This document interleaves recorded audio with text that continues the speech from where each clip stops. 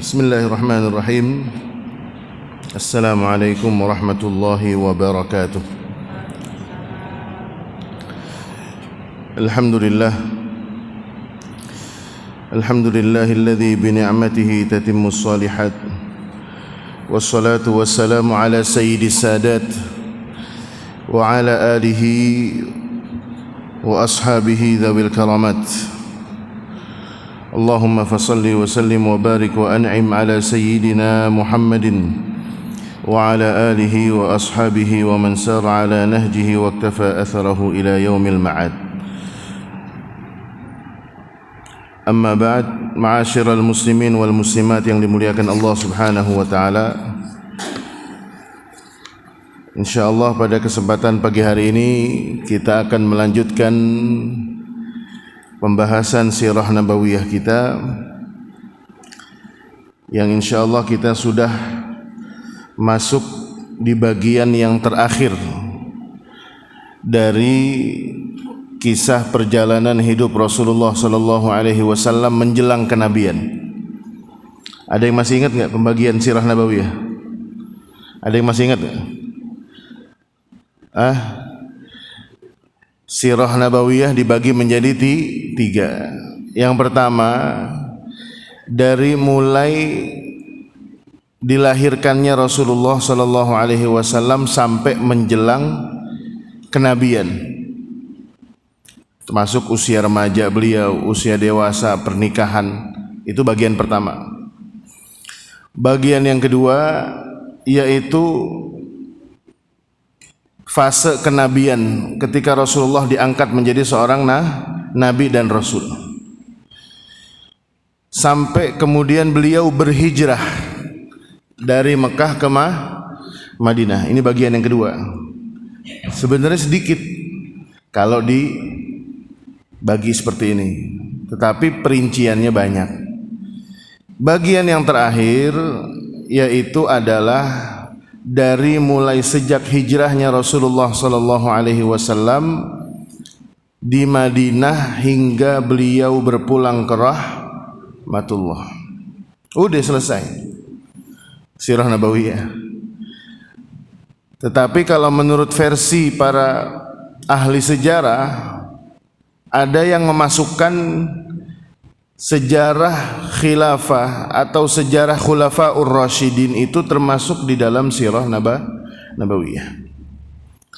Makanya kalau di kampus-kampus itu mata kuliah as-sirah an-nabawiyah itu salah satu di antara tujuannya dipelajari. Kalau di Indonesia wallahu alam, tapi kalau di Timur Tengah itu ada mata kuliah khusus as-sirah an-nabawiyah. Kalau sudah semester 6, 7, 8 itu yang dibahas adalah sejarah Abu Bakar, Umar dan Utsman serta Ali radhiyallahu taala anhum jami'an. Karena penting sebagai bentuk gambaran. Contoh pegangan. Ada satu hal yang unik. Saya ambil contoh ya. Kenapa Khulafaur Rasyidin itu dimasukkan ke dalam bagian sirah nabawiyah. Contoh, meskipun barangkali di sirah ini tidak dibahas secara terperinci. Sayyidina Umar Ibnul Khattab radhiyallahu taala anhu itu pernah berselisih pendapat dengan Rasulullah sallallahu alaihi wasallam. Berbeda pendapat seorang Umar dengan baginda Rasulullah. Yang pemimpin siapa? Yang pemimpin siapa? Rasulullah. Yang dipimpin Sayyidina Umar. Tetapi pernah dalam sejarah Islam dicatat ada 3 kali pendapatnya Sayyidina Umar yang berselisih, berbeda dengan pendapatnya Rasulullah, tetapi ternyata Allah lebih memilih pendapatnya Sayyidina Umar dalam hal saat itu ijtihad. Wahyu belum turun. Kan nggak mungkin wahyu turun setiap menit, nggak mungkin. Kasus yang pertama adalah kasus ketika perang Badar. Di dalam peristiwa perang Badar, setelah kaum muslimin mendapatkan tawanan perang, ada sekitar puluhan tawanan perang. Rasulullah kemudian bertanya kepada para sahabatnya, ini tawanan perang mau diapain? Karena wahyu kan belum turun. Ya, saat itu mungkin saja turun, tapi saat itu kan Allah nggak langsung menurunkan. Dan ini adalah iradatullah, ini kehendak Allah supaya berjalan. Rasulullah bermusyawarah itu berjalan. Dan ini pelajarannya luar biasa. Kenapa di dalam sirah nabawiyah itu dipelajari? Agar kita bisa belajar dari kisah perjalanan Rasulullah SAW. Ketika itu yang berpendapat di antara sahabat adalah Abu Bakar dan Umar radhiyallahu taala anhum. Kata Sayyidina Abu Bakar, Rasulullah, kalau bisa kita minta tebusan aja. Yang kita tawan, kita minta tebusan. Kalau nggak ada yang nebus, kita suruh dia kerja atau enggak mengajarkan keahlian yang dia punya. Tanpa dipungkiri, Rasulullah ini kan orang yang dekat dengan Abu Bakar. Betul nggak? Dekat dari zaman dulu. Umar belum masuk Islam, dia masuk Islam. Intinya ada ikatan emosional yang lebih kuat antara Rasulullah dengan Umar. Tetapi kita tidak boleh mengatakan ada kecenderungan Rasulullah tidak adil, nggak boleh. Ini manusia, sesama manusia. Rasulullah sebagai manusia nih, bukan sebagai Rasul. Rasulullah pernah dicemburuin istrinya, Rasulullah pernah diinjek-injek sama cucunya naik-naik ke atas. Kan coba kalau Rasulullah sebagai Rasul nggak boleh diinjek-injek, nggak mungkin. Rasulullah ada peranannya sebagai seorang Rasul, sebagai seorang manusia biasa, sebagai tetangga biasa. Tetapi Sayyidina Umar dikala itu punya pendapat. Beliau mengatakan, Rasulullah, kalau saya pendapatnya nggak begitu. Pendapatnya apa? Pendapat saya kita bunuh semua nih orang. Waduh, lain. Yang satu anak pesantren, satu alumni STM, misalnya gitu. Mainnya pengen tawuran mulu. Bukan, Sayyidina Umar bukan STM, bukan. Intinya Sayyidina Umar lebih condong kepada sikap yang tegas. Keduanya punya alasan. Abu Bakar As-Siddiq, Sayyidina Abu Bakar As-Siddiq punya alasan. Kita dalam perang Badar ini kan perang pertama terbesar gitu ya. Iya kan ya?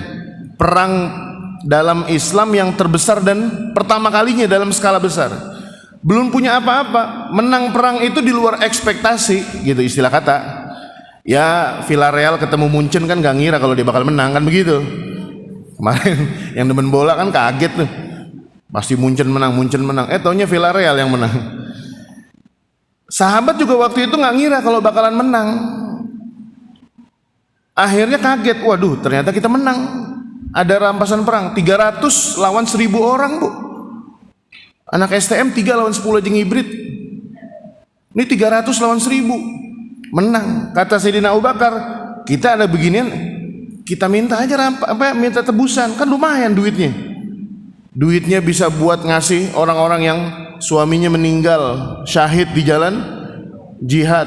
Kita kasih. Duitnya bisa buat anak yatim, bisa buat bangun, bisa buat beli senjata. Kata Sayyidina Umar, enggak. Justru ketika kita sudah menang dalam perang ini, kita lemparkan, kita kirimkan pesan kepada mereka, kita lebih kuat. Kita nggak butuh tebusan.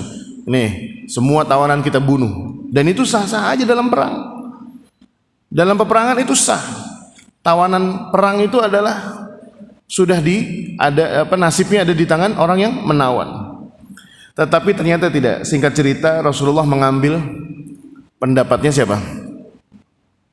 Pendapatnya Sayyidina Abu Bakar. Tidak lama turun ayat, maka nali nabiyyin an yakuna lahu asra hatta yudkhina fil ard. Seorang nabi itu tidak layak memiliki tawanan sampai dia nanti menjadi orang yang memiliki kekuasaan kuat. Secara tidak langsung ayat ini mengatakan yang cocok itu pendapatnya Sayyidina Umar. Pelajaran besarnya, tentang kepemimpinan di sini. Terkadang kita ketika berada di garis kepemimpinan, di pucuk kepemimpinan, kadang pendapat kita tidak sesuai. Ternyata pernah dalam satu musyawarah ada satu pendapat yang pernah diungkapkan, pernah dipaparkan, kita nggak ambil, pas diterapkan ternyata yang lebih tepat adalah pendapat yang tidak kita ambil. Ya bukan berarti pelajarannya Rasulullah kemudian menginsafi, oh ternyata Umar. Tapi Rasulullah nggak putus arang. Dan satu sisi Sayyidina Umar nggak jumawa, nggak sombong. Besok-besoknya Umar keluar gitu dari rumah. Tuh kan apa kata gua. Coba kalau dengar pendapat gua itu, kagak mungkin Rasul ditegur. Betul nggak? Dan itu terjadi 3 kali. Ma'asyiral muslimin, 3 kali, bayangin. Yang pertama masalah tadi perang Badar, tawanan. Yang kedua masalah hijab. Yang ketiga adalah masalah waris. Sayyidina Umar pendapatnya berbeda dengan Rasulullah, dan kemudian wahyu turunnya itu sesuai dengan pendapatnya Sayyidina Umar yang tidak diambil oleh Rasulullah, meskipun nanti ada revisi. Rasulullahnya tidak kecil hati, Sayyidina Umarnya tidak sombong. Mengajarkan kepada kita kalau di masyarakat kita kadang rapat tingkat RT, rapat panitia Idul Fitri, Idul Adha, nggak diambil pendapatnya, pas diterapin ternyata salah. Seharusnya pendapat kita yang diambil, sombongnya minta ampun, bikin status, coba kalau pendapat saya diambil itu kagak begini jadinya. Semua orang kasih tahu, tadinya pendapat saya begitu tuh, kagak diambil. Akhirnya apa?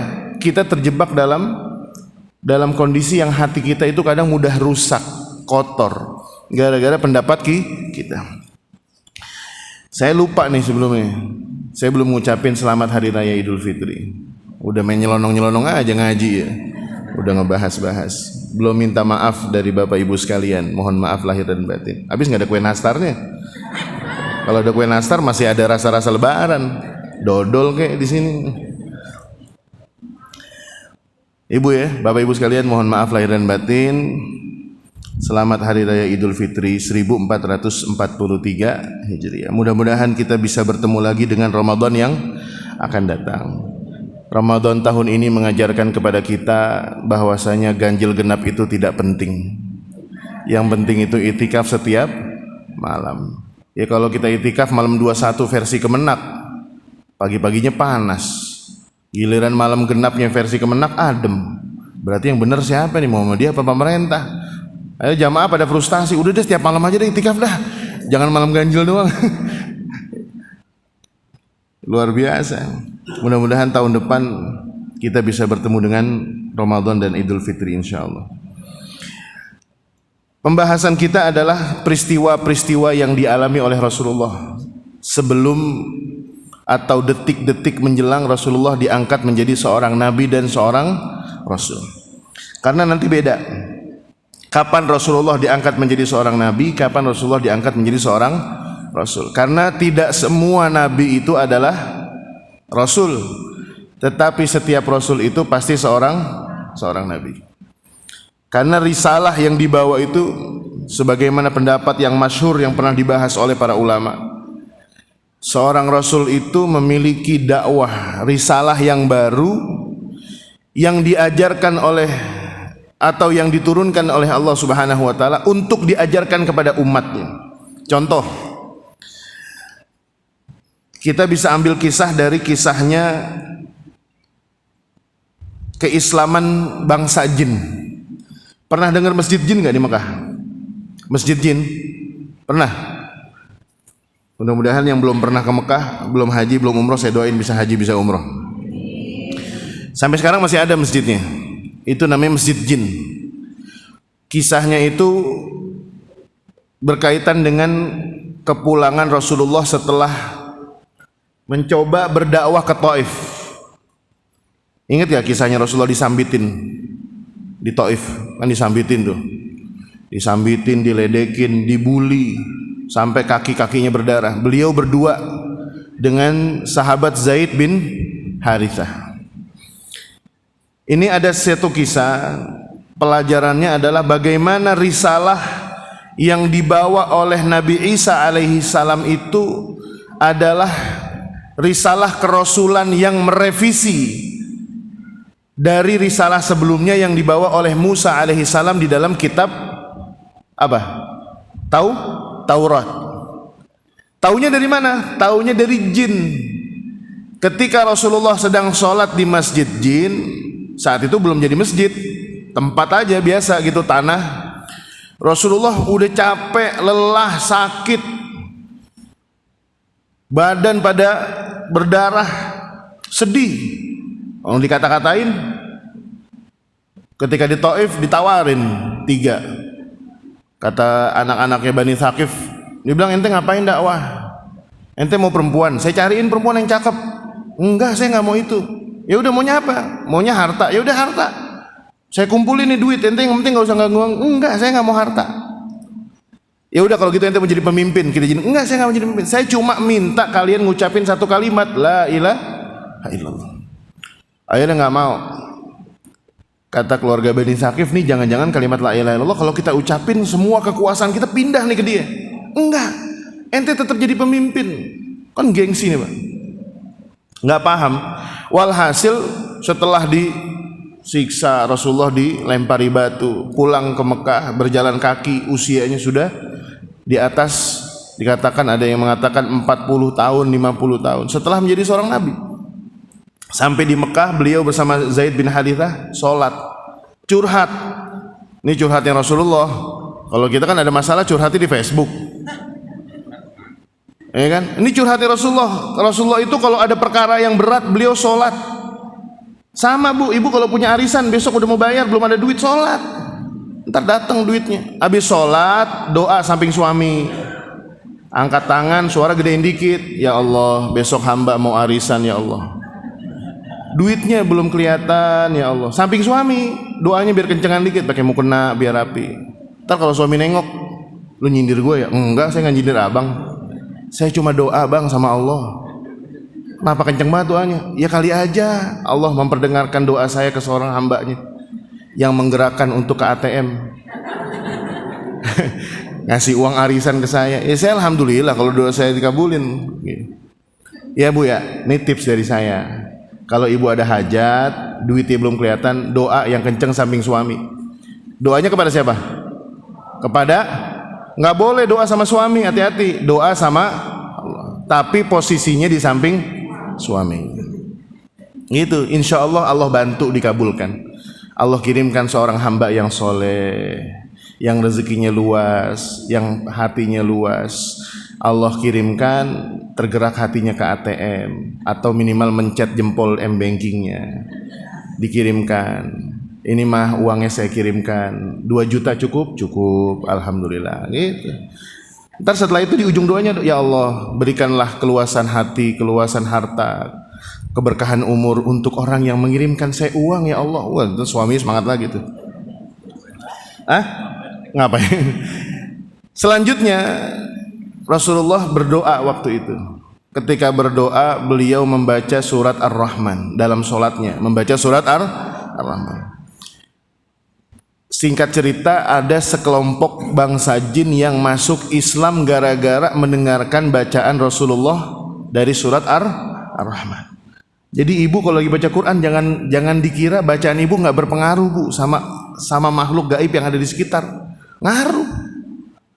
Buktinya orang kalau diruqyah bacain Quran ngamuk, betul nggak?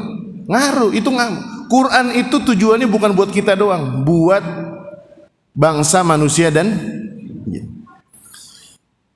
Sampai kemudian diabadikan di dalam surat Al-Ahqaf, mereka mengatakan walaqad sarrafna ilaika nafaram minal jinni yastami'unal Qur'an. Dalam surat Al-Ahqaf, saya lupa ayatnya.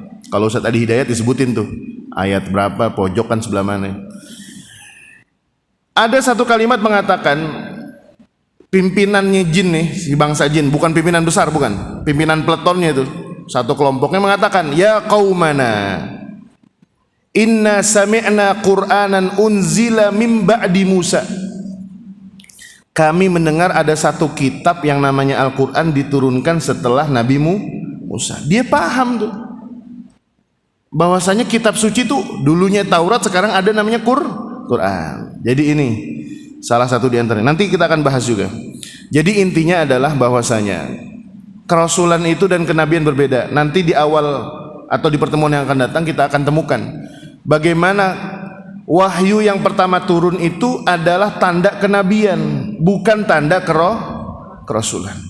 Bukan bukti kerasulan.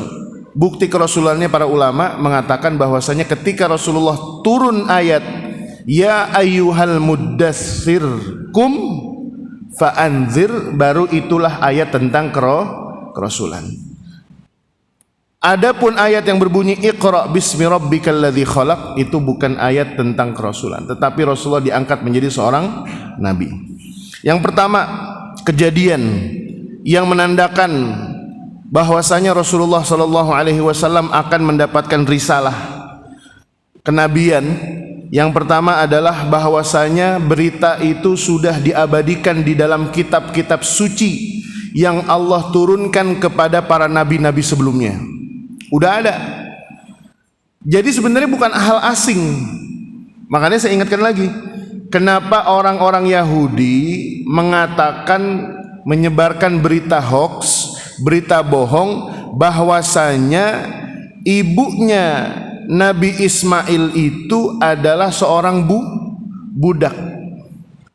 Istri Nabi Ibrahim ada berapa? Yang pertama Siti Hajar, yang kedua Sarah, betul ya? Sebenarnya bukan Siti, nggak ada nama Siti dulu, namanya Hajar dan Sarah.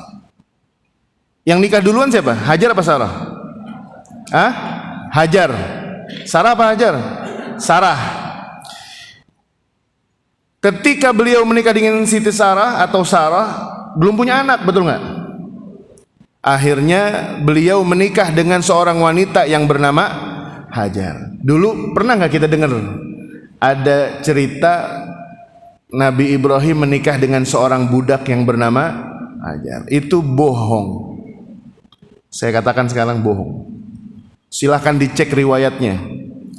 Di dalam tafsir Ibnu Katsir disebutkan, di dalam riwayat At-Tabari disebutkan, di dalam riwayat Al-Bukhari disebutkan, itu adalah pendapat Israiliyat yang tujuannya ketika kita percaya bahwasanya Hajar adalah seorang budak yang kelak nanti Hajar memiliki seorang anak yang bernama Ismail. Kalau Sarah punya anak namanya Isa. Nah, ini saya kasih jawaban. Kenapa orang Yahudi, orang Israel, orang Bani Israel dulu ya, sekarang berarti Yahudi. Kenapa ngotot dia bikin riwayat hoax kayak gitu? Bohong. Ini hoax udah bukan zaman sekarang, Bu. Bukan zaman buzzer doang, zaman dulu. Udah demen begini-beginian dia. Kenapa?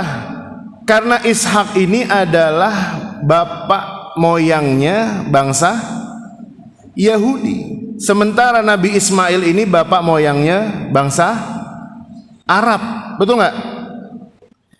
Kelak nanti mereka akan mengatakan, nggak mungkin Muhammad itu nabi. Masa nabi keturunan budak? Kok bisa? Lah, Ismail itu kan ibunya namanya Bu Hajar. Bu Hajar itu dulu budak. Kalau kita dibilang begitu gimana? Oh iya benar ya, budak. Masa nabi kita keturunan budak? Nggak mungkin, nggak ada. Nabi itu sebagaimana kita pelajari kemarin pertemuan sebelumnya, bahwasanya nabi itu asyrafun nasabi, nasabnya paling mulia, nggak ada kecampur, wala tawanan, wala apa namanya budak, nggak ada. Jadi diluruskan ya. Jadi kalau kita sering ketemu buku-buku anak-anak kecil, TPA, SD, diluruskan. Hajar itu bukan budak. Hajar itu wanita mulia, merdeka, hur. Dinikahkan oleh Nabi Ibrahim alaihissalam dan kemudian ditinggalkan di kota Mekah. Sementara Sarah masih berada di Palestina, kemudian baru dibawa ke Mekah. Yang pertama ayat yang sering disebutkan bahwasanya adalah Nabi Isa alaihi salam itu sering menyampaikan kepada umatnya dari kalangan Bani Israel yang diabadikan di dalam surat As-Saff. Surat As-Saff ayat 6. Ketika Nabi Musa mengatakan wa idh qala Isa ibn Maryam ya bani Israila inni rasulullah ilaikum musaddiqan lima baina yadayya minat Taurat. Beliau seakan-akan mengatakan, saya punya dua tugas. Yang pertama, tugas saya adalah membenarkan risalah yang dibawa oleh Nabi Musa. Yang kedua, wa mubasyiran, saya membawa kabar gembira. Tentang apa? Bi rasulin, tentang seorang rasul yang akan datang di akhir zaman. Ya'ti mim ba'di, dia akan datang setelahku. Ismuhu Ahmad. Salah satu nama Rasulullah itu, Rasulullah punya 12 nama, kalau nggak salah 12 nama. Salah satu di antara namanya adalah Ahmad. Falamma ja'ahum bil bayyinati qalu hadza sihrun mubin. Ini salah satu di antaranya. Yang kedua di dalam surat Al-A'raf ayat 157, di mana Nabi Musa alaihi salam mengabarkan kepada kaumnya bahwasanya Allah Subhanahu wa taala memberikan kabar di dalam Taurat bahwasanya Rasulullah sallallahu alaihi wasallam adalah nabi akhir zaman. Ini yang pertama. Yang kedua yaitu peristiwa orang-orang Yahudi dulu di Mekah, di Madinah, di Bani Najjar, ada sekelompok masyarakat bangsa Arab yang merupakan Yahudi. Jadi orang Arab Yahudi itu ada. Sekarang aja orang Arab Nasrani itu ada. Jadi mereka itu bukan agama dan suku, enggak. Orang Indonesia juga ada yang Yahudi, cuma belum ketahuan aja. Dulu ada satu dialog jauh sebelum Rasulullah diangkat menjadi seorang nabi. Ada seseorang yang bernama Salamah bin Waqsh. Salamah bin Salamah. Ini Salamah berarti lamanya pendek. Salamah bin Salamah. Ini kelak beliau nanti akan masuk Islam. Dia dari bangsa Yahudi, nanti masuk Islam. Dia cerita, dulu di bangsa kami, bangsa Yahudi Bani Najjar itu cerita, suatu saat nanti akan datang seorang nabi akhir zaman yang namanya demikian, nanti bakalan diusir sama kaumnya, orangnya hatinya pemurah, jujur, nggak pernah bohong, begitu. Yang ngomongnya anak muda. Sama teman-temannya bilang, ya hadza, ente fulan, ngomong dari mana? Tahu dari mana? Kata dia, ini udah ada di kitab suci kita, cuma ditutup-tutupin. Terus kapan dia datang? Kata teman-teman ini dialog saya persingkat. Kata dia apa? Orang itu akan datang kalau anak ini sudah menjadi dewasa. Maksudnya si Salamah tadi itu, Salamah bin Salamah. Dia menunjuk, kalau dia udah dewasa, Nabi itu akan datang. Perhitungan umur, kira-kira kalau dia diajak ngomong, misalnya umur 10 tahun, Rasulullah saat itu belum menjadi seorang nabi, masih anak muda juga sama. Tapi belum ketahuan di mana Rasulullah. Pada pertemuan yang lalu kan kita sering bahas tuh, bagaimana keistimewaannya Rasulullah, betul nggak? Masih ingat nggak nih? Ini jangan lupa sama opor sama sayur godok nih. Udah lupa sama baju lebaran. Ini bahaya emang kalau ngaji kepotong sama lebaran, lupa semua. Itu dulu Rasulullah semasa kecil kan ada tanda-tanda, betul nggak? Ingat nggak dia Rasulullah diajak dagang sama pamannya? Kemana? Ke negeri Syam, betul kan? Ketika di perjalanan ada seorang pendeta yang nggak pernah keluar dari rumah. Pendeta nggak pernah keluar dari rumah, nggak pernah keluar dari kampung. Tiba-tiba pada saat ada rombongan perdagangan dari Mekah, dia keluar. Semua ditanyain,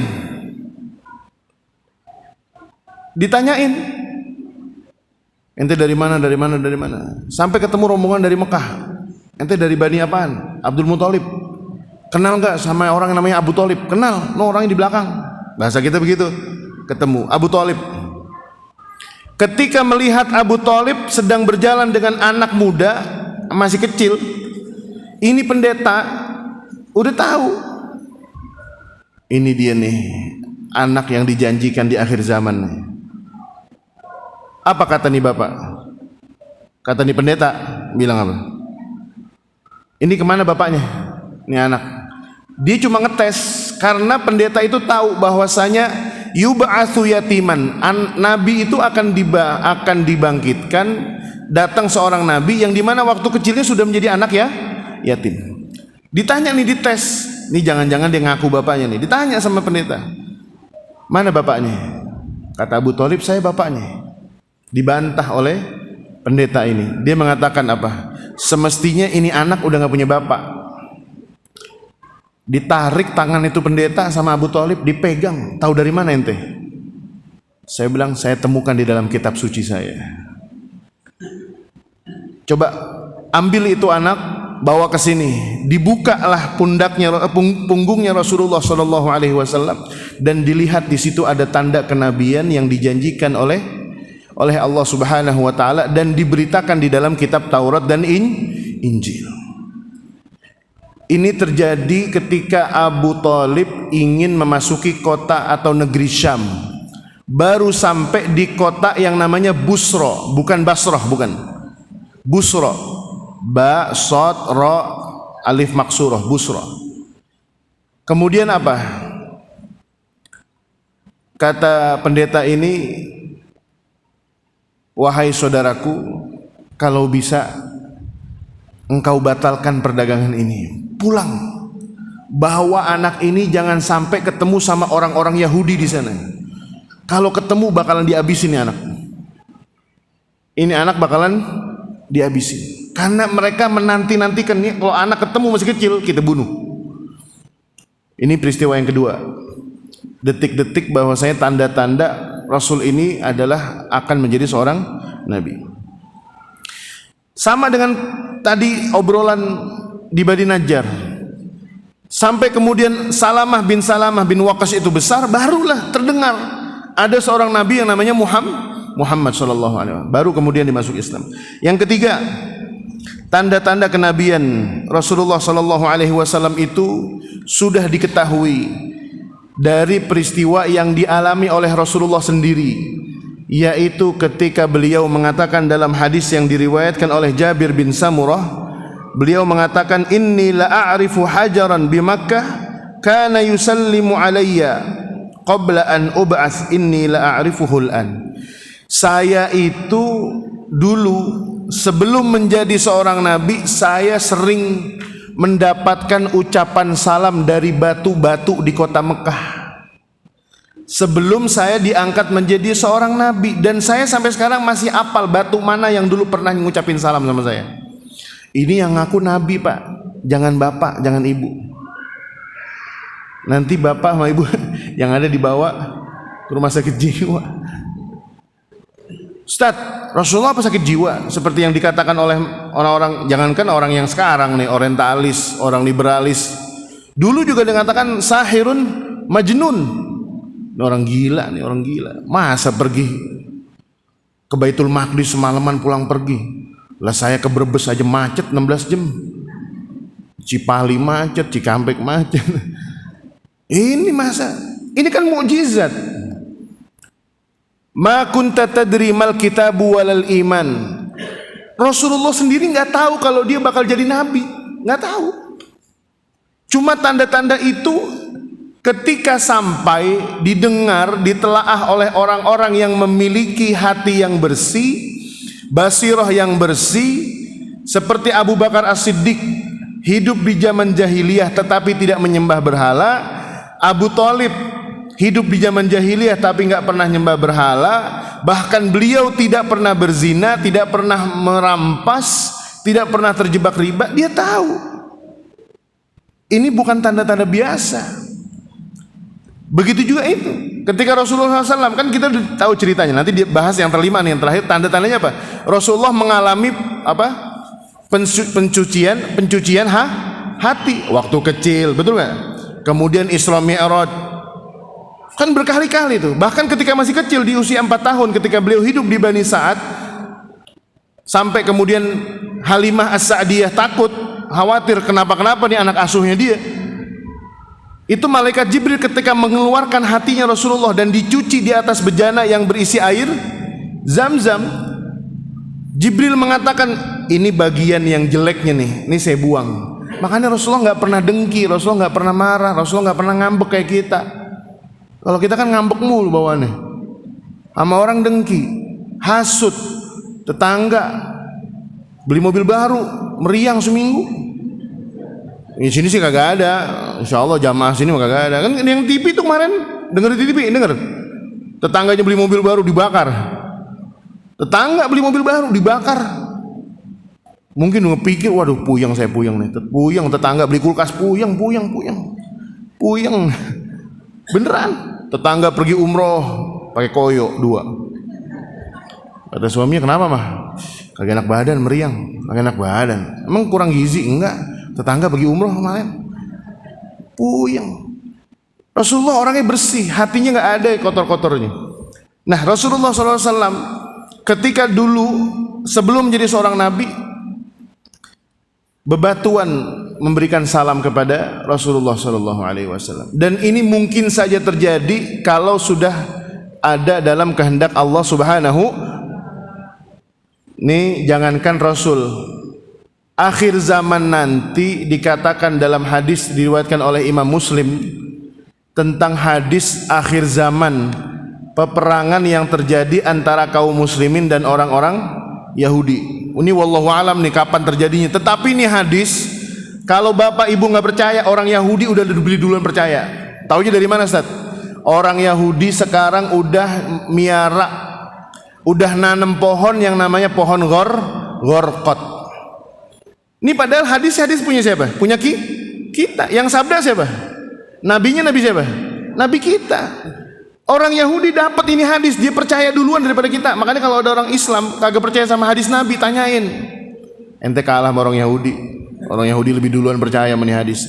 Ini hadis menerangkan sayati zamanun, akan datang suatu zaman nanti akhir. Yuqatilul muslimunal yahud.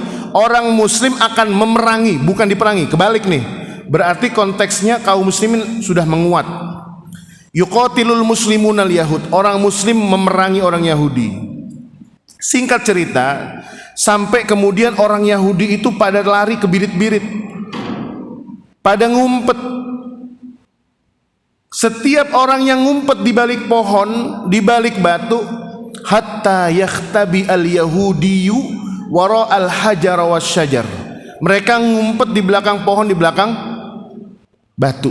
Saking membelanya para batu dan pohon untuk kaum muslimin, itu pohon sama batu ngomong, ya muslim ya abdallah, wahai muslim wahai hamba Allah, hadza yahudiyun khalfi. Nih ada orang Yahudi ngumpet di belakang saya. Ustaz, apa kita nggak pingsan itu ngelihat pohon sama dengar pohon sama batu? Udah perkaranya udah nggak begitu, udah nggak pusing lagi. Buru-buru ngambil handphone, guys, ada batu ngomong, guys, ngasih tahu, guys. Udah nggak kepikiran bikin TikTok itu sama pohon ngomong, kagak. Mungkin kan terjadi, mungkin. Nah, sekarang burung beo ngomong aja kita kagak kaget. Bayar utang. Beo, ada beo tuh, saya punya kiai guru satu, iseng banget beli beo yang bisa ngomong, bayar utang, ditaruh depan rumah. Tamu yang datang dia punya utang sama kiai, kesinggung, pulang lagi deh. Bukan main kiai, nagih utang, burung suruh nagih katanya. Kita kagak jadi tamu, kagak Ustaz. Masa burung suruh nagih? Emang kita punya utang? Ketahuan tadi kita nggak tahu, jadi tahu dia punya utang. Kan begitu. Burung aja bisa ngomong. Nah ini Rasulullah SAW peristiwanya mengatakan yusallimu assalamu alaika ya Muhammad, keselamatan untuk Muhammad. Dan sampai Rasulullah tahu, setelah beliau menjadi seorang nabi, tahu ini batu yang dulu pernah. Bahkan ketika beliau menjelang wafatnya, meskipun ini tidak ada kaitan dengan kenabian, Rasulullah ketika menjelang wafatnya di Madinah, mimbar beliau yang terbuat dari pelepah kurma, dari pohon kurma, sampai tahu bahwasanya Rasulullah sudah mendekati ajalnya. Khutbah beliau yang terakhir, beliau rasakan betapa sedihnya pohon-pohon kurma yang dijadikan mimbar Rasulullah, sampai keluar air matanya. Masya Allah, ini mukjizat Pak, dirasakan oleh para bukan hanya manusia, bahkan jamadat, benda-benda mati merasakan tentang rahmatnya Rasulullah SAW. Dulu ada seekor unta yang disiksa oleh majikannya, suruh kerja, kagak pakai istirahat, capek. Ketika Rasulullah lewat di kebun, padahal ketutupan sama tembok, manggil tuh unta. Yang datang lewat di depan saya orang yang paling rahmah, orang paling kasih sayang. Rasulullah nengok, ya Allah, dia manggil saya. Datang, dia lihat sapinya, pas dipegang oleh Rasulullah, apa? Nangis tuh unta. Ya Allah, saking senengnya. Nabiur Rahmah, Nabi yang penuh dengan kasih sayang, Masya Allah, rahmatan lil alamin, segitunya itu Pak. Kalau kita kan kagak, rapat, orang pada gede sama kita, wah dia datang tuh, waduh abis tuh kita abis. Iya kan, acara ketemu halal bihalal ada dia, ya dia bawa Tupperware 4 itu pasti itu. Iya kan, udah kagak nyaman aja deh sama kita. Rasulullah Pak, hewan aja nyaman dipanggil, sampai Rasulullah kemudian panggil, ini siapa nih, punya kebun siapa? Fulan ya Rasulullah, panggil orangnya. Dia bilang, ente apa ini nih orang? Ente apa ini nih onta? Iya saya kerjain kemarin, kagak pakai istirahat, kagak kasih makan, kasih minum. Jangan, nggak boleh. Akhirnya apa? Ontanya dikasih makan, sehat lagi. Besoknya ketemu tuh onta girang, datang ke Rasulullah, meluk Rasulullah, senyum ke Rasulullah. Ini cerita dulu saya dengerin waktu kecil. Waktu saya mondok di Mekah, saya belajar di Mekah, saya kuliah di Mekah. Bener Bu, onta itu tahu cara berterima kasih kepada majikannya. Makanya sering denger tuh, sering dapat nggak WA? Ada seorang pemilik onta, juragan onta, sebulan sakit di rumah sakit, masuk ICU, bahkan dikatakan koma. Ternyata nggak jadi meninggal, hidup lagi. Majikannya sehat lagi. Pas datang itu semua onta datang ngerubungin dia, kayak salaman gitu, melukin. Yang satu nemplok di palanya, satu seneng. Karena onta itu ketika Allah katakan afala yanzuruna ilal ibili kaifa khuliqat. Di Arab Saudi itu ada seorang perempuan mendapatkan gelar doktor itu cuma ngebahas afala yanzuruna ilal ibili kaifa khuliqat. Desertasi dia cuma ngebahas afala yanzuruna ilal ibili kaifa khuliqat. Orang Arab tahu ibil tuh gimana, onta tuh gimana. Onta itu kalau mau lahiran istrinya dibawa jauh, nggak boleh kelihatan sama orang. Onta, bininya mau lahiran, istrinya, pasangannya dia tuh, udah mau lahiran, dibawa ke tempat yang sepi. Kalau ada onta pejantan yang lainnya suruh kabur, awas bini gua mau lahiran. Beneran, itu saya tahu dari para peternak onta. Segitu cemburunya onta itu. Makanya itu suatu mukjizat ketika Allah mengatakan dalam surat apa tuh? Afala yanzuruna ilal, surat apa? Al-Insyiqaq ya? Hal ataka hadits al-Ghasyiyah, surat al-Ghasyiyah. Afala yanzuruna ilal ibili kaifa khuliqat. Kemudian selanjutnya yang terakhir, yang keempat ya, ikhbarul kihan wal jan bi bi'satihi. Ini tadi sedikit sudah disinggung bahwasanya para pendeta dari agama Yahudi maupun Nasrani, mereka sudah tahu bahwasanya akan datang seorang nabi yang bernama Muhammad. Bahkan itu kita tahu salah satu di antaranya adalah ketika Rasulullah pertama kali menerima wahyu, bertemu dengan istrinya yang bernama Khadijah. Kemudian Khadijah bawa suaminya bertemu dengan sepupunya yang bernama siapa? Waraqah bin Naufal. Waraqah bin Naufal ini seorang pendeta Nasrani. Ditanya, ini suami saya kenapa? Singkat cerita, kata suaminya apa? Coba ceritain. Tadi saya ketemu begini. Nabi ketemu dengan malaikat Jibril. Ketika beliau mengatakan seperti itu, kata Waraqah bin Naufal, itu makhluk yang dulu pernah menemui pernah ketemu dengan Nabi Musa. Dan tidak ada seorang pun yang ditemui oleh Jibril kecuali dia akan menjadi seorang nabi dan dia akan dimusuhi oleh kaumnya. Ini salah satu di antara tanda nabi adalah yang akan mendapatkan risalah kenabian. Yang terakhir, Nabi SAW sebelum mendapatkan wahyu diawali dengan mimpi yang jujur dan mimpi yang baik. Para ulama mengatakan tujuannya apa? Tujuannya agar Rasulullah itu tidak kaget. Seperti yang tadi saya katakan, ma kunta tadri mal kitabu walal iman. Rasulullah sendiri nggak tahu, Bu, kalau dia mau jadi rasul nggak tahu. Cuma tanda-tanda kenabian itu beliau rasakan. Kan saya pernah cerita ya, Rasulullah mau ikut dengerin orkes musik, betul nggak? Ketiduran kan? Itu Rasulullah cuma mengisahkan doang. Saya mau dengerin orkes musik di tetangga sebelah.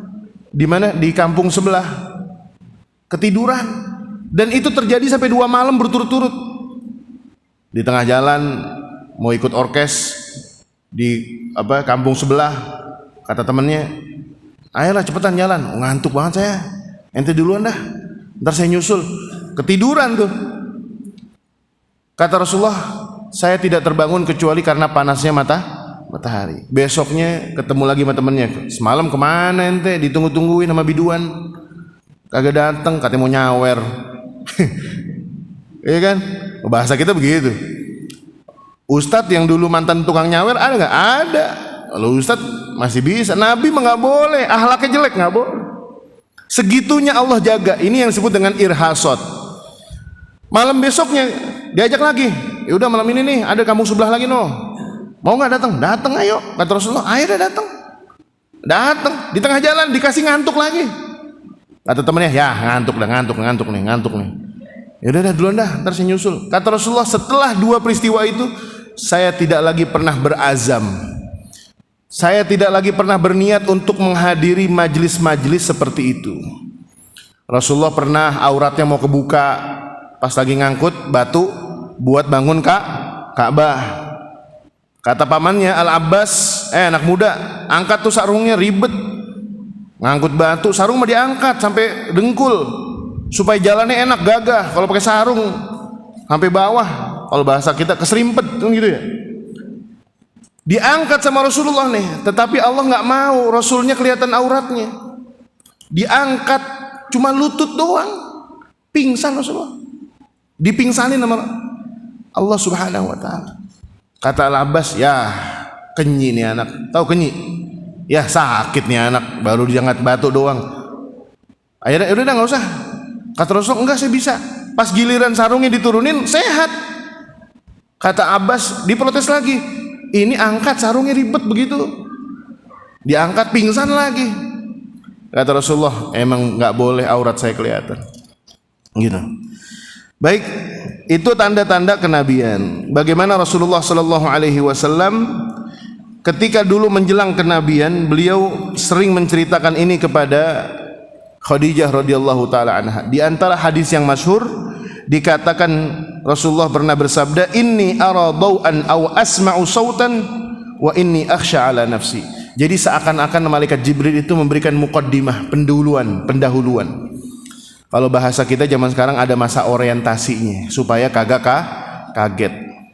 Masuk pesantren dikasih tahu, itu kan penyesuaian, Pak. Nabi juga menerima risalah itu dikasih tahu.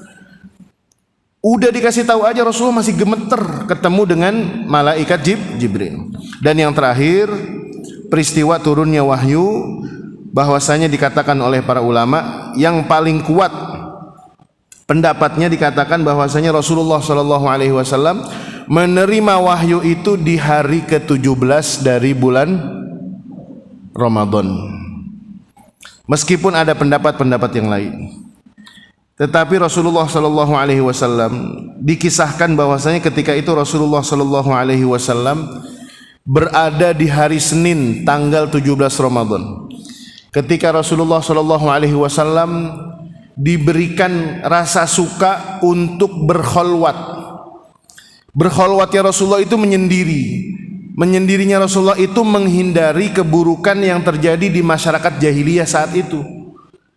Dan Khadijah radhiyallahu taala anha paham suaminya itu sedang beribadah. Jadi Rasulullah itu ketika di Gua Hira bukan yang nganggur bengong, bukan. Apalagi main game. Bukan, ngelukis alam, bukan. Terus apa? Semedi. Pulang-pulang bawa nomor togel. Bukan, Rasulullah beribadah. Karena Rasulullah sallallahu alaihi wasallam hubbiba ilaihil khala wa yata'abbadu fi layal fi adadi minal layali, atau riwayat lain mengatakan fi layalin minal adad. Rasulullah itu ketika pergi ke Gua Hira tujuannya apa? Beliau menyendiri, memikirkan jalan keluar. Ini gimana masyarakat saya makin jelek, makin hancur. Ini pesan kepada kita, kadang pentingnya kita bermeditasi. Meditasi ala Islam yang paling mudah adalah ketika bertahajud.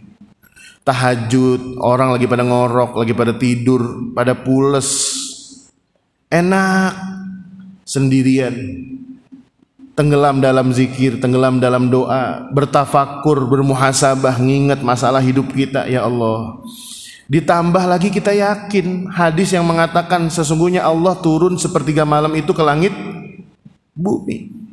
Kemudian Allah mengatakan, siapa yang meminta ampun akan aku ampuni, siapa yang meminta pertolongan aku akan tolong, siapa yang minta hajat aku akan penuhi hajatnya. Ini kan cara syariatnya turun dalam bentuk sholat tahajud. Nah, ini kebiasaan Rasulullah SAW berlangsung beberapa hari. Beliau berbekal, kadang 2 hari, 3 hari, kalau bekalnya habis balik lagi. Begitu juga sampai di hari ke-17. Ada riwayat yang paling kuat itu di siang hari. Di siang hari. Kemudian Rasulullah SAW didatangi oleh malaikat Jibril alaihi salam. Kemudian Rasulullah SAW bukan dipeluk, didekap. Didekap ini tujuannya Jibril adalah agar Nabi Muhammad SAW tidak merasa takut. Saya biasa-biasa aja, saya bukan makhluk jahat. Sampai kemudian Rasulullah diperintahkan Iqra. Kemudian jawaban beliau apa? Ma ana biqari'in. Saya bukan orang yang bisa baca. 2 kali diulangi lagi, 3 kali diulangi, sampai kemudian malaikat Jibril mengatakan Iqra bismi rabbikal ladzi khalaqal insana min 'alaq. Iqra wa rabbukal akram alladzi 'allama bil qalam 'allamal insana ma lam ya'lam. 5 ayat saja. Jadi kalau ditanya wahyu yang pertama bukan surat Al-Alaq, tetapi 5 ayat pertama dari surat Al-Alaq. Kemudian setelah Rasulullah SAW menerima wahyu, kemudian Rasulullah SAW merasakan ketakutan yang dahsyatnya luar biasa. Pulanglah beliau ke rumahnya, bertemu dengan istrinya yang bernama Khadijatul Kubra. Saat itu beliau hanya memiliki 1 orang istri, Khadijah. Kemudian dia mengisahkan, wallahi inni la khasyitu ala nafsi. Ini peristiwa dahsyatnya luar biasa. Peristiwa dahsyat. Sampai beliau mengatakan kepada istrinya, saya takut, khawatir pada diri saya sendiri. Kenapa bang? Abang kenapa? Kan cerita kita begitu. Suami pulang ke rumah takutan. Taunya habis ketemu debt collector. Mau nyabut motornya dia. Abang kenapa? Kalau bahasanya Khadijah begitu. Kenapa? Wallahi inni la khasyitu alan. Saya takut nih, tadi saya kenapa-napa. Kenapa? Saya tadi ketemu makhluk. Khadijah nggak paham, manusia biasa. Siapa itu ya? Akhirnya apa? Oh iya, saya punya sepupu namanya Waraqah bin, dibawalah. Ketika sebelum menjelang dibawanya ke Waraqah bin Naufal, Rasulullah mengatakan, saya takut, saya kenapa-kenapa ini. Ini pelajaran yang besar, Bu. Seorang istri yang solihah dipertemukan dengan suami yang soleh, Masya Allah, cocoknya minta ampun.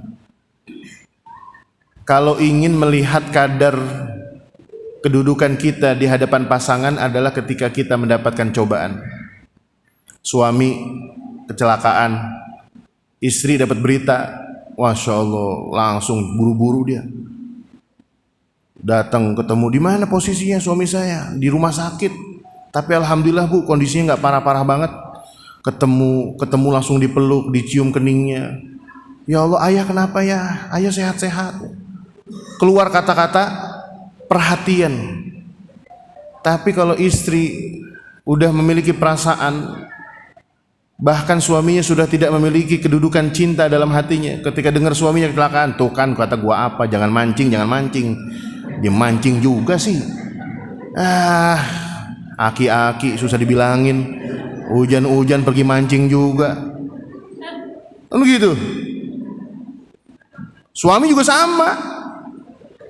Ditelepon, Pak, ibu ketabrak motor pinggir jalan. Tuh kan nenek-nenek kata jangan pergi arisan, hujan-hujan pergi arisan. Ketemu nih suaminya pulang, istrinya pulang, udah kakinya ketabrak motor, sakit, udah bengkak, diomelin lagi. Kata juga apa mah, jangan berangkat arisan, pergi arisan lagi. Tabrak, susah nih, ke dokter lagi, keluar duit. Kata istri, ya Allah, usap-usap kayak kaki saya ini. Bener gak bu? Begitu. Pembuktiannya Khadijah ketika Rasulullah sang suami merasakan ketakutan diterima.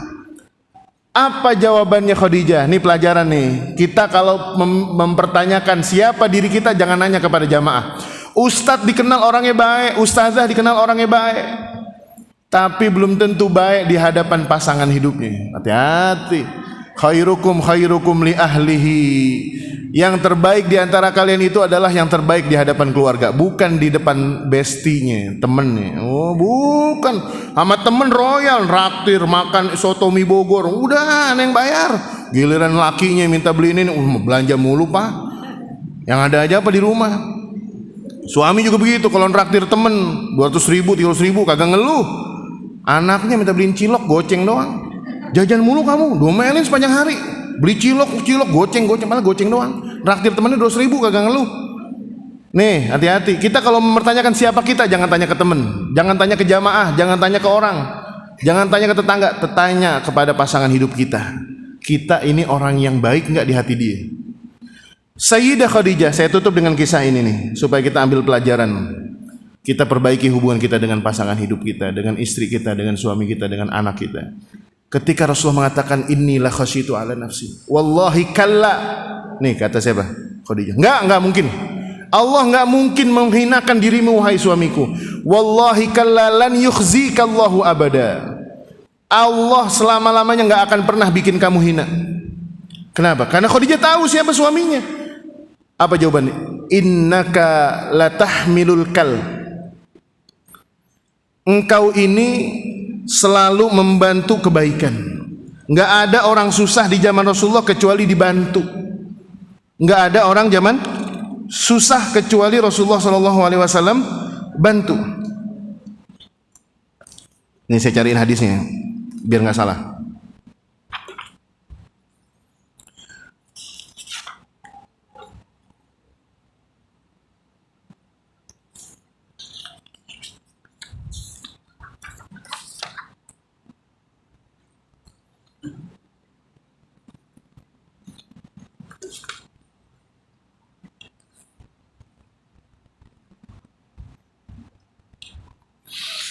Kalla wallahi ma yukhzikallahu abadan. Yang pertama nih, 5 sifat mulia Rasulullah dipuji oleh istrinya. Jadi kalau kita mau tahu bagaimana kita tanya saat lagi sulit istri kita keluar. Kita lagi tiba susah, istri kita ngadem-ngademin. Enggak bang, insya Allah kita masih siap. Abang di PHK juga nggak apa-apa. Semua anak-anak kuat, sabar. Wah, keluar kata-kata itu, suami gede hati lagi. Alhamdulillah ya Allah.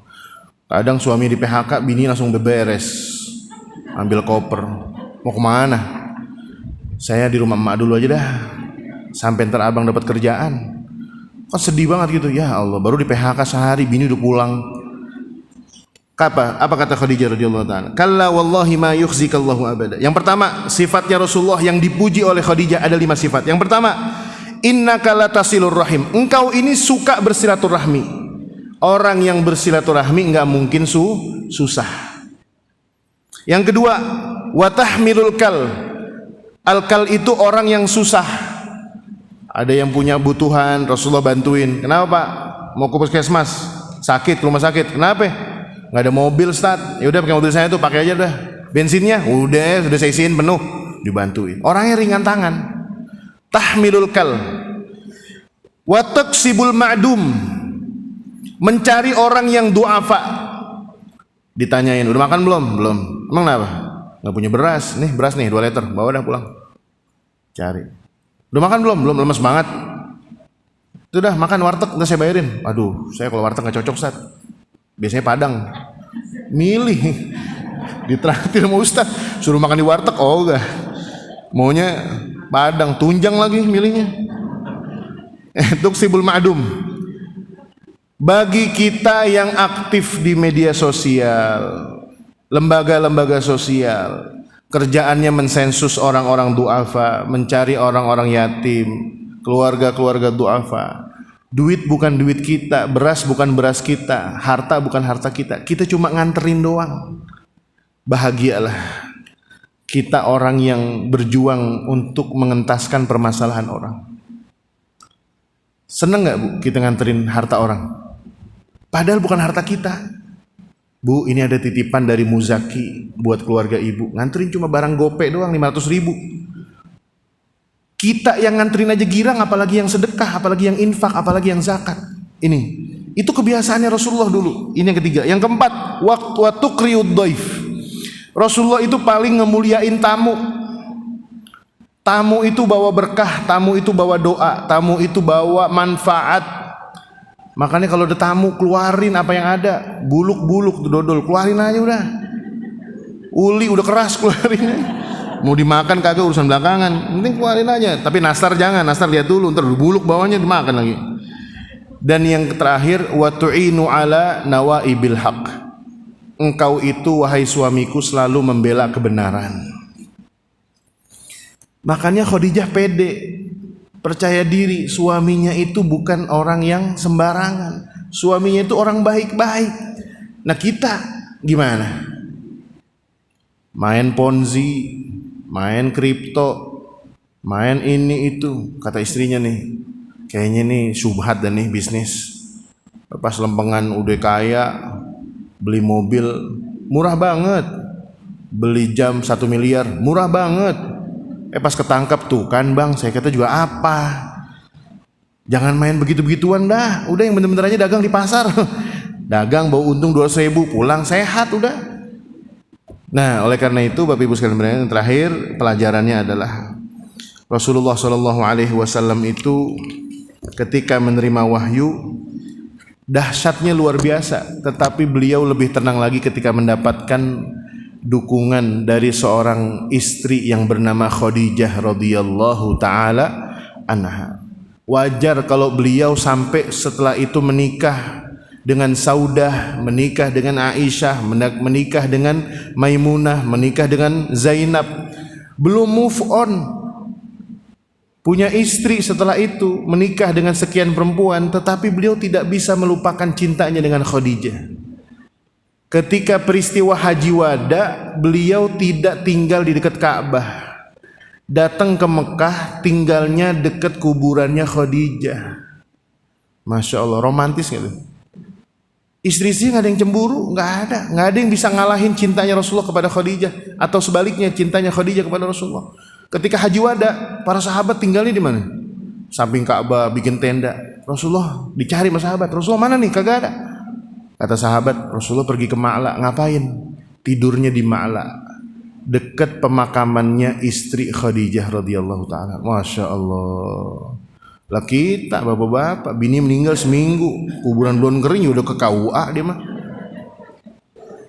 Setahun berikutnya ditanya, Pak, dulu istri bapak yang pertama siapa? Siapa ya? Saya lupa namanya itu ya. En apa beda apa siapa itu ya? Saya lupa. Kok lupa? Lupa, saya udah punya bini lagi. Rasulullah Pak, setiap tahun Rasulullah motongin kambing. Setiap tahun, asal lagi inget wafatnya Khadijah, dia potongin kambing, beli sendiri, motong sendiri, ngulitin sendiri, nyacah dagingnya sendiri. Dia jalan sendiri, datang ke siapa? Ke rumah teman-temannya Khadijah. Assalamualaikum Pok. Siapa nih? Muhammad SAW. Iya bang, sehat. Ini ya, saya lagi inget bini saya Khadijah. Sampai Aisyah bertanya, ya Rasulullah, emang seberapa dahsyatnya sih Khadijah sampai engkau masih ingat sampai sekarang motong kambing tiap tahun, bagi-bagiin ke teman-temannya Khadijah? Apa kata jawaban beliau? Ini jawaban luar biasa romantis. Wallahi inni laruziqtu hubbaha. Saya itu mendapatkan rizki berupa cintanya Khadijah radhiyallahu ta'ala. Saddaqatni hinama kadzdzabani an-nas. Beliau yang membenarkan saya ketika orang mendustai saya. A'anatni bimaliha hina qata'aniyan nas. Dia yang membantu saya dengan hartanya ketika orang mengembargo. Nggak ada yang bantuin apa-apa kecuali dia doang. Hartanya ini pakai aja bang, pakai aja bang. Kaya dia. Khadijah, janda kaya raya. Luar biasa Rasulullah begitu cintanya dengan Khadijah radhiyallahu taala. Mudah-mudahan kita diberikan cinta yang tulus kepada pasangan-pasangan kita. Diberikan cinta yang karena Allah Subhanahu wa taala sampai kita mengatakan bahwasanya aku mencintai dia karena Allah Subhanahu wa taala. Luar biasa. Allahumma anfa'na bima 'allamtana wa 'allimna ma yanfa'una wa zidna ilman bi rahmatika ya arhamar rahimin. Rabbana taqabbal minna innaka antas samiul 'alim wa tub 'alaina ya maulana innaka antat tawwabur rahim. Waghfir lana wa liwalidayna warhamhum kama rabbawna shighara. Wa sallallahu ala nabiyyina Muhammadin wa ala alihi wa sahbihi wa sallim walhamdulillahi rabbil alamin. Enggak ada pertanyaan kan ya? Enggak ada kan pertanyaan? Enggak ada, alhamdulillah. Enggak ada kan? Iya, enggak usah. Lebih kurangnya saya mohon maaf. Wabillahi taufiq wal hidayah wal ridha wal inayah. Wassalamualaikum warahmatullahi taala wabarakatuh.